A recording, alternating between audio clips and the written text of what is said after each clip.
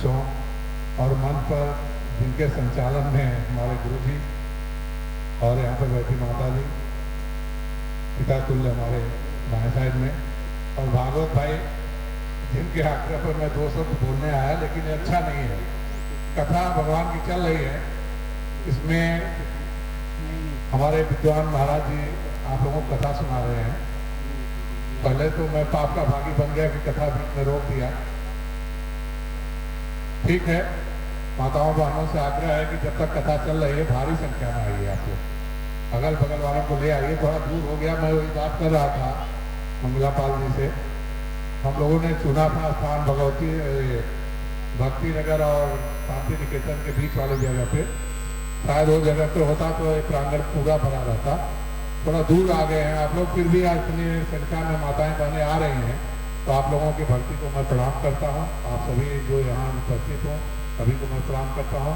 कथा महाराज जोरदार ताली से स्वागत कीजिए। क्या बात है, जय हो।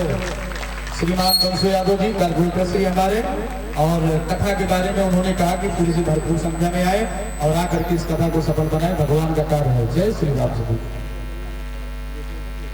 जय सिया राम, जय जय सिया राम, जय सिया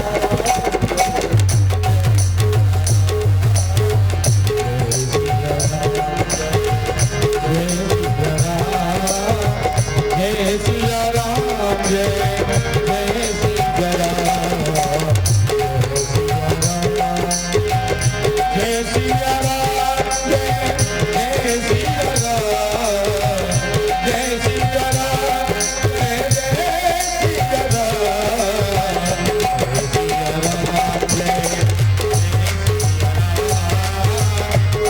सिया राम, जय सिया राम, जय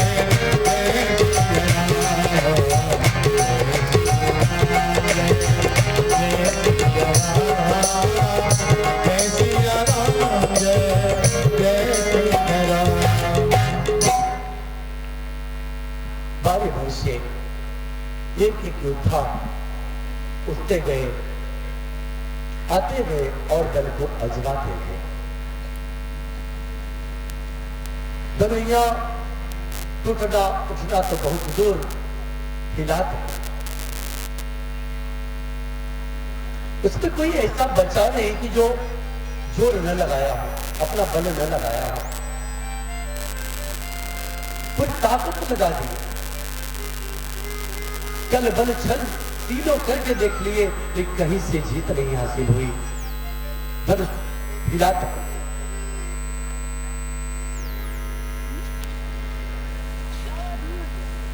ऐसा देख महाराज जनक मानो कि गंभीर स्थिति में होते जा रहा, मन में विषाद होता जा रहा। इतने राजा, इतने बड़े बड़े राजा, इतने बड़े बड़े योद्धा इधर तो हिला तक नहीं तक रहे हैं, हिला तक नहीं पाए। कौन तोड़े? लगता है कि मेरी सीता बिना विवाह ही रह जाए। मैंने गलत प्रतिज्ञा कर लिया, गलत प्रण ले लिया। अगर मैं ऐसा जानता कि योद्धा कोई है नहीं भूमंडल में, सबके सब निर्बल है, बलवान कोई नहीं है, तो मैं ऐसा प्रतिज्ञा लेके जब हंसा ही नहीं करा। मैं मूढ़मती बिना विचारे प्रतिज्ञा ले लिया। मेरा दोस्त है, सबको ने कहा है कि जिन्हें बिना विचार किए जो काम करते हैं तुझे हंसाई हो। ऐसे ही अपने मन में विचार जरूर मारा, बिना विचारे जो करे तो पाछे पछताए। हम बिगाड़े अपनों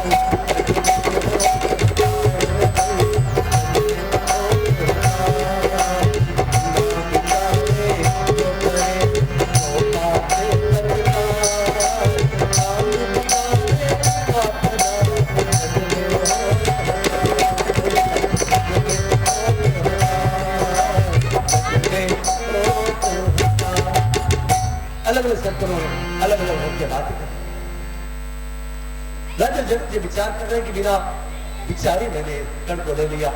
मुझे ये नहीं पता था कि पृथ्वी वीर विहीन है, वीर से खाली है।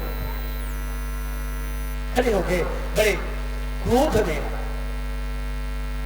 भाव बदल गया। राजा जनक योगी हैं, तपस्वी हैं, शालीन हैं, शांत स्वभाव वाले, लेकिन शांत स्वभाव वाले को भी क्रोध आता है। ऐसा नहीं कि साधु को क्रोध नहीं आता, ऐसा नहीं कि संत को क्रोध नहीं आता, क्रोध सबको आता है। जो प्रवृत्ति आपकी अधिक हो जाती है, इसी प्रकार का क्रोध भी आता है। क्रोध भी कई प्रकार के होते हैं। कई लोग तो अनायास ही क्रोध करते हैं, राह चलते, बात पे, हर बात पे क्रोध करना। मूर्खों की बात, हर बात पे क्रोध नहीं किया जा सकता। राजा को क्रोध आ रहा है, लेकिन बड़े इंतजार के, जो उसका काम बनता नहीं दिख रहा है, जिसके लिए सभासदों को बुलाया है, जिसके लिए प्रतिज्ञा लिया है, नहीं हो रहा, इसलिए क्रोध आ रहा है। क्रोध के भी कई प्रकार हैं, एक प्रकार का क्रोध नहीं होता, और सबको क्रोध आता है। सज्जनश्च क्षणे क्रोधा,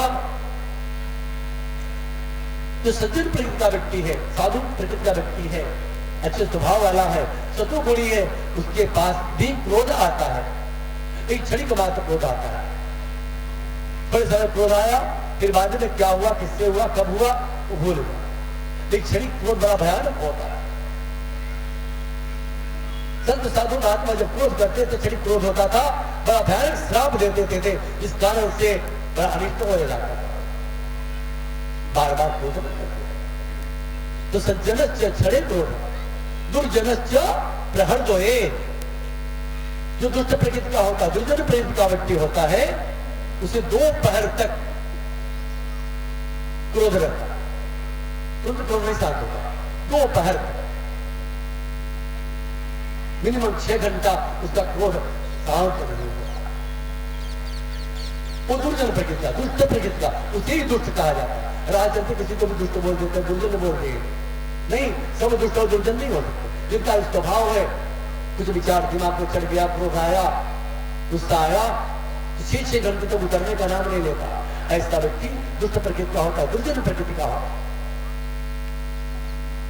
दुर्जनश्च प्रहर्दोये चांडालश्च अहोरात्रम,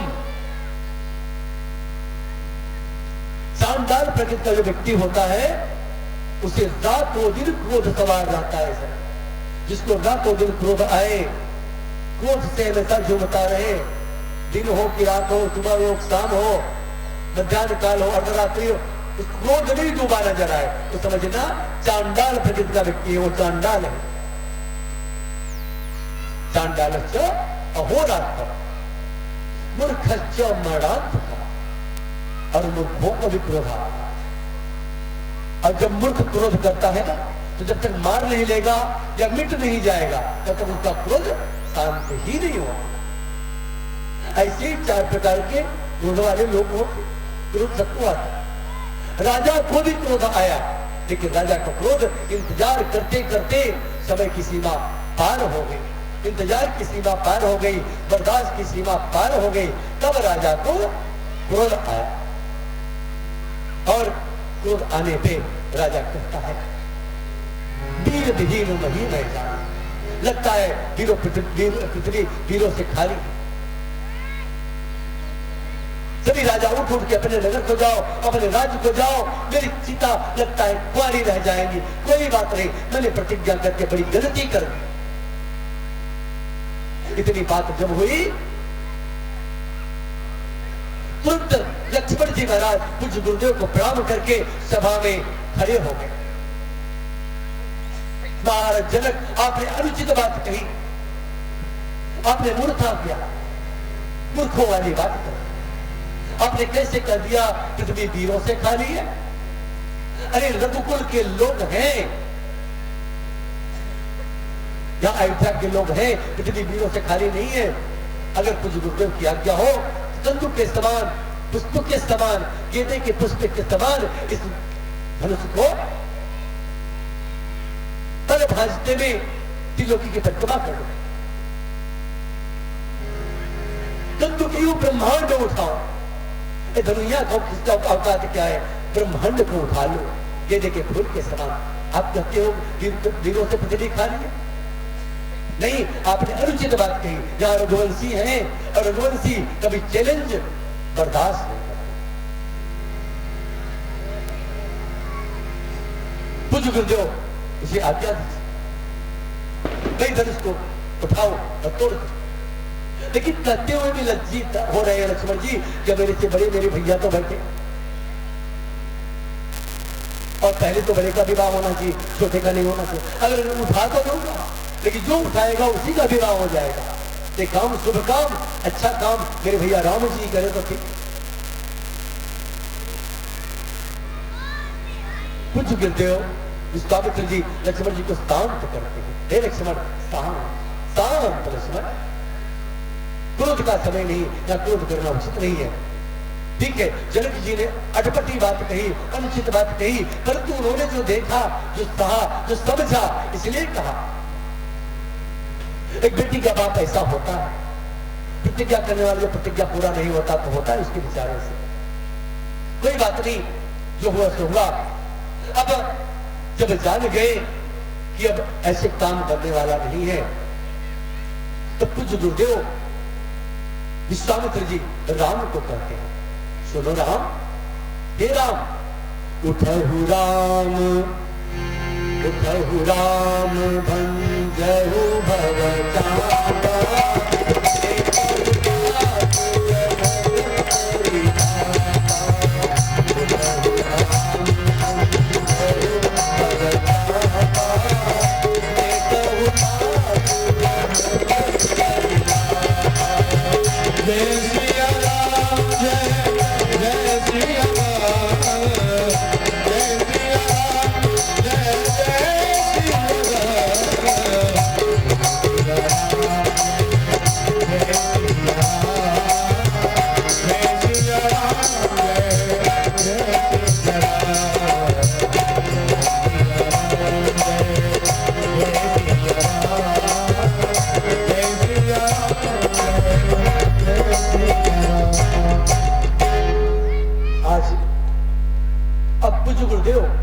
विश्वामित्र जी राम से कहते हैं, हे राम, हे दशरथ नंदन, हे कौशल्या नंदन, अब उठो, अब समय आ गया है आपको उठने का। उठिए और राजा को जो पीड़ा है उस पीड़ा को दूर करिए। राम, ये तुम ही कर सकते हो, मेरी आज्ञा है, उठो। गुरुदेव के आदेश के पश्चात अब प्रभु राम अपने आसन से उठते हैं। सबसे पहले पूज्य गुरुदेव को प्रणाम, फिर वहां उपस्थित विप्र समाज, संत समाज, साधु समाज, वेद पाठी ब्राह्मणों को सबको प्रणाम किए। अपने कुलगुरु को प्रणाम किए, आचार्यों को प्रणाम किए, अपने पूर्वजों को प्रणाम किए, अपने कुल देवता को प्रणाम किए, कुल देवी को प्रणाम किए, ग्राम देवता को प्रणाम किए, ग्राम देवी को प्रणाम किए, अपने इष्ट देवता को प्रणाम किए। राम सबको पहले प्रणाम कर रहे हैं। पहले जो राजा उठे थे तो डायरेक्ट बल अजमाने चले गए, लेकिन राम मर्यादा पुरुषोत्तम है। प्रभु राम जब उठ रहे हैं तो तब से पहले सबको प्रणाम। भले ही वहां पे उनके माता पिता उपस्थित नहीं है, लेकिन मन ही मन अपने माता पिता को भी प्रणाम करते हैं। माता आशीर्वाद दो, यह यज्ञ पूरी हो सके और हम इस कार्य में सफल। पिताजी हमें आशीर्वाद दो, हम इस कार्य को कर सके, हमें सफलता मिले, प्राप्त हो सके। माता पिता को प्रणाम किए, गुरु को प्रणाम किए, सभासदों को प्रणाम किए, जितने कुल कुटिल को विचारी राजा थे सबको हाथ जोड़कर प्रणाम। फिर वहां से सिंह की भांति आगे बढ़ते हैं, मत वाले हाथी के जैसे, मानो कि यही धनुष को उठाने वाले हैं, इसी धनुष को तोड़ करके विवाह कर लेंगे। पहले ही जैसे मालूम पड़ जाए, निर्भय, कोई भय नहीं, चेहरे पे कोई शिकन नहीं। जैसे सर्पों के झुंड में सर्पों के समूह में गरुड़ निधन भी चला जाता है, अभय चला जाता है, कोई भय नहीं होता। उसी प्रकार इन राजाओं के बीच में राम जी निर्भय चले जाए, आगे बढ़े, धनुष के समीप गए। जब धनुष के समीप गए तो दूसरे राजा तो जब पहले पहुंचे तो पहले भी अजमाने लगे कि राम जाते हैं तो सबसे पहले उस धनुया को प्रणाम करते हैं, पिनाक को प्रणाम करते हैं, याद करते हैं कि आप तो मेरे पूर्वजों के अस्थियों के द्वारा बने हैं, आप मेरे पूर्वज हो,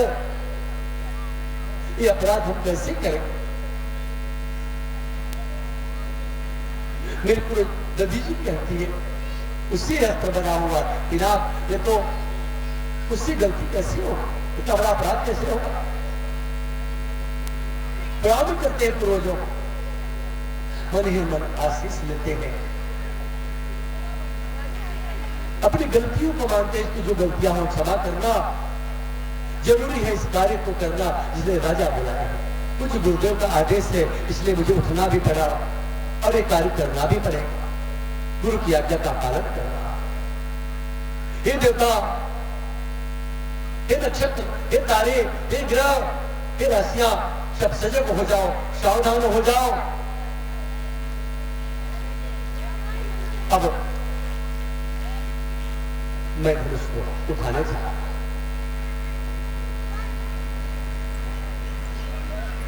अच्छा, इसके पहले एक घटना और घटी। राम जी पहुंचे उसके पहले भी एक घटना और घटती है, तब राम जी उठे। तो घटना एक घटती है क्या? जब सारे योद्धा व्रत करके थक गए, नहीं उठा पाए,